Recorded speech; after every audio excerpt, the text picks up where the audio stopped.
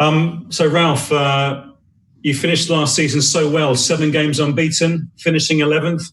Does that make you think that this year, realistically, top 10 is what you want?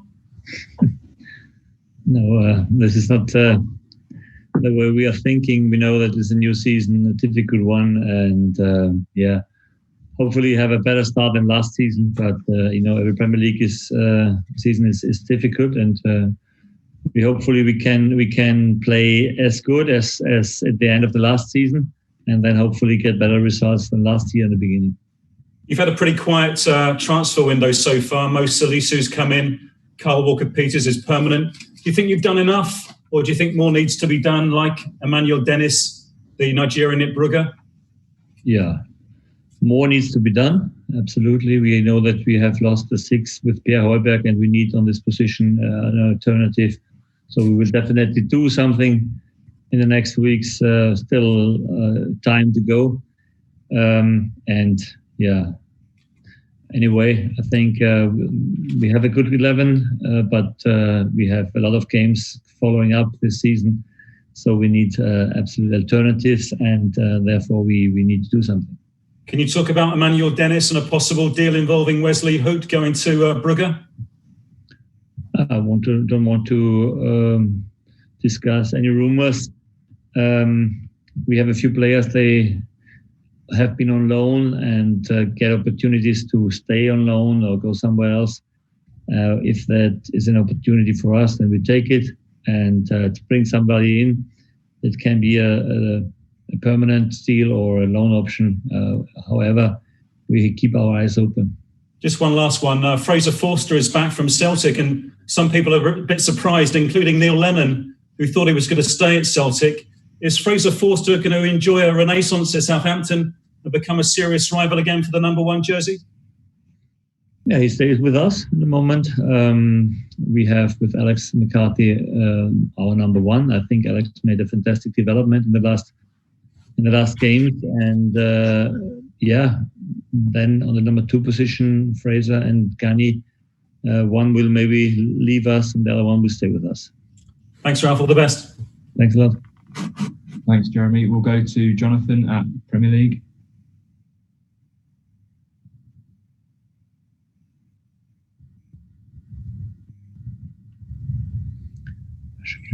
Hello, Ralph. Hello. Hiya.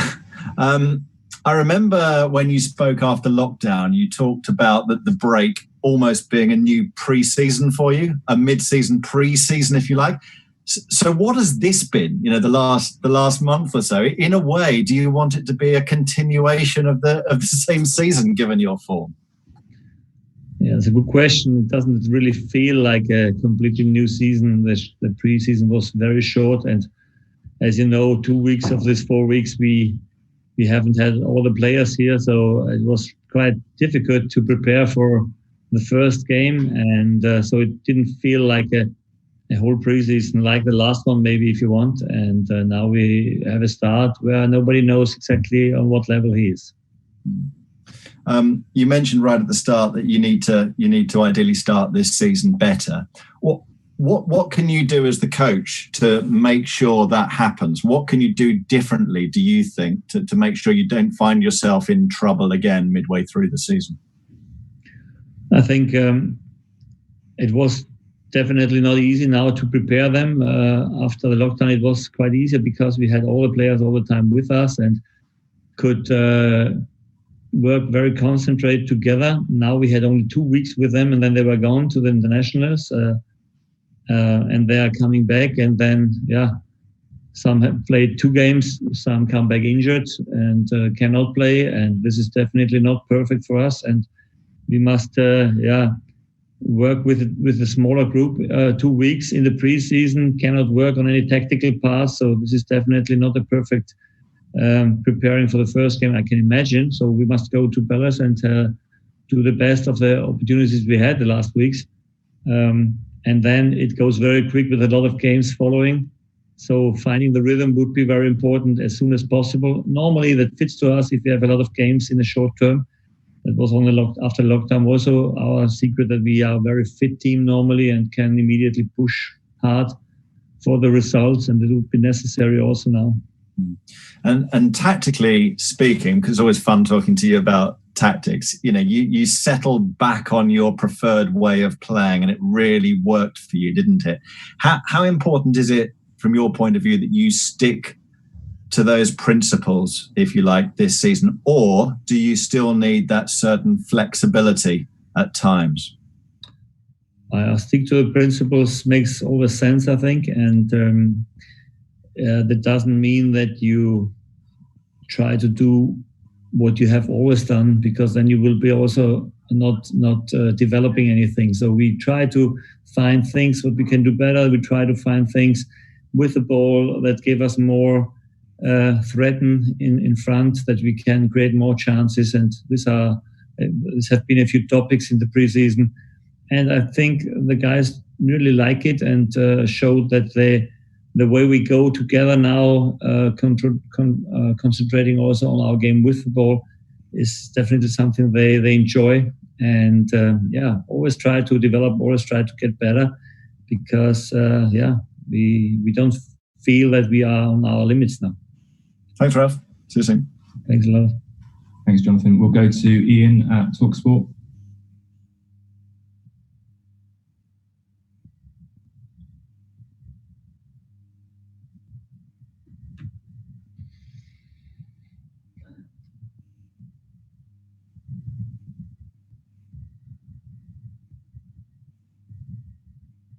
Ian, are you there? You must remove. Ian, I think you're still on mute. Yeah. Hi. Sorry. Can you hear me? Yeah. Got you. Cool. Right. Sorry about that. Ralph, how are you? Fine, thank you. A word on how proud you and your club must be over the last week or so. James Ward-Prowse and Danny Ings both played for England. I mean, it's a sense of how well they did last season for you and for the club that they recognised by Gareth Southgate. Yeah. Well, it's fantastic for them. To be honest, for me as a coach, it's a sign of that we did a good job. For preparing for the new season, it's not so fantastic, I think. But the good thing is that they were coming back fit. And now they could work 2 days with the team, and hopefully on the weekend they are immediately on a good performance. Danny, in particular, 20-odd goals last season. I mean, that doesn't happen every season for a striker. How confident are you that he can back it up? And obviously, just talked about Crystal Palace on Saturday. That's important that he stays hard working for the team. I think he shouldn't go in the league in the season and think about I must have as quick as possible a lot of goals, and then I feel comfortable. Otherwise, I get pressure. No, that's not the key. He has to work hard for the team. He has to come into situations where he have been last season, and then I'm sure he get a lot of chances to score. And when he has a chance, then normally he could finish, so he can do it. We will help him. The whole team is keen to step up and to work hard for each other. And I think when we have the best 11 on the pitch, then we are definitely in a good mode and can win games. Finally, obviously things have changed again in the last couple of days regarding restrictions because of the coronavirus, and we won't be seeing fans. I don't know when we'll be seeing fans in the stadium. Maybe in October sometime. We'll have to wait and see. But what's your view on that, and obviously on players keeping to the rules, because we've seen this week again that sometimes players don't always keep to the rules. How much a responsibility do you have on not only coaching the team but making sure they stick to the protocols? I think the whole league showed that we can stick to the protocols. Okay, there are always some examples. They don't know about the importance, how important it is to stick to these guidelines. But I think the league showed that we can handle this, and this is the message what the league should get for getting the people back in the stadium, because I think we need them. And in other countries, they are starting now because they see that it's not it's an open air event, and you can definitely bring not maybe everybody back in the stadium, but a lot of people back in the stadium. And this is very important for everything, for the business, for us as a motivation, for the players as a motivation, for the atmosphere in the stadium. And even if it's only a part of a crowd coming back, it would help us massively. Absolutely. Good luck for the season, Ralph. Thanks a lot. Thank you. Thanks, Ian. We'll go to Adam Blackmore at Radio Solent.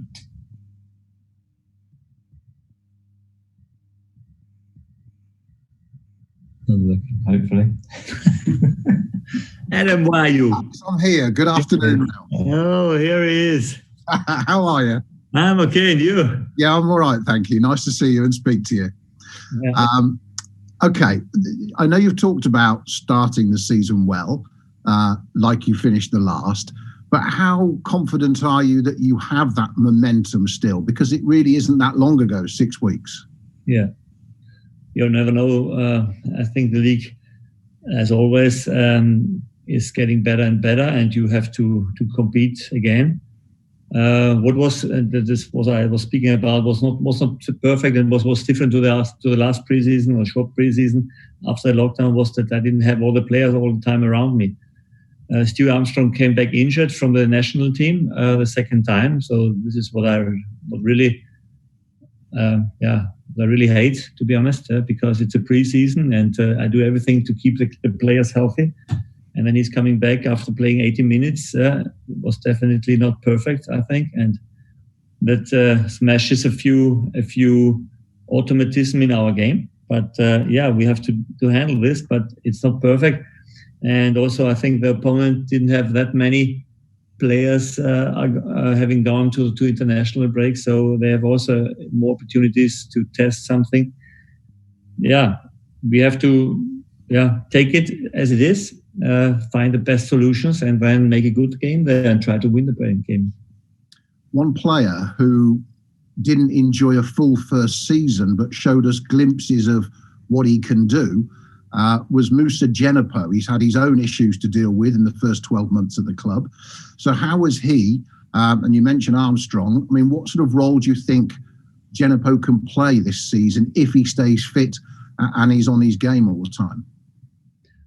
Yeah, Moussa was had a lot of problems last season with injuries, red card.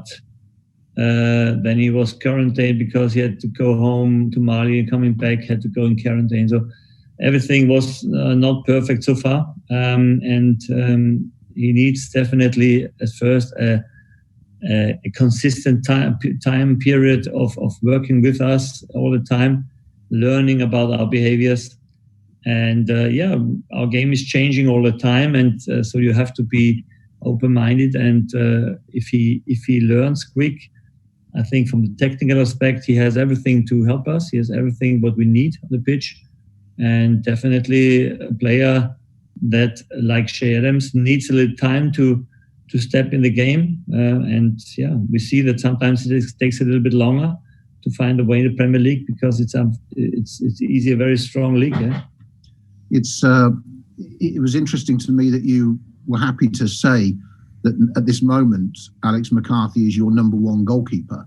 And you mentioned Fraser Forster. But how much is he pushing McCarthy? Because Forster hasn't come back to Southampton to sit on the bench. So how much is he pushing McCarthy and giving you a headache? I mean, we have with Gani and him now two goalkeepers. They try to push him, but I think Alex made a fantastic development with the ball and also in shot stopping. You can see that Andrew worked very hard with them, and especially with the ball, we have created some habits, some automatism that Fraser just has to learn. And he definitely can do it because he's also open-minded and try to improve his game, because the game for the field players, also the goalkeeper game is changing all the time, is developing, especially what you demand with the ball is definitely completely different now. You need an 11th field player if you want, like a libero behind the last line, and that means you have to work on your positioning, on your game with the ball, decision making, on scanning the left and right to find the right decision. So this is a lot of things we have to work in, and I think Andrew does it now since over a year with Alex, and you can see that he's normally a little bit ahead of the other guys. Okay, thanks very much, Ralph. See you Saturday.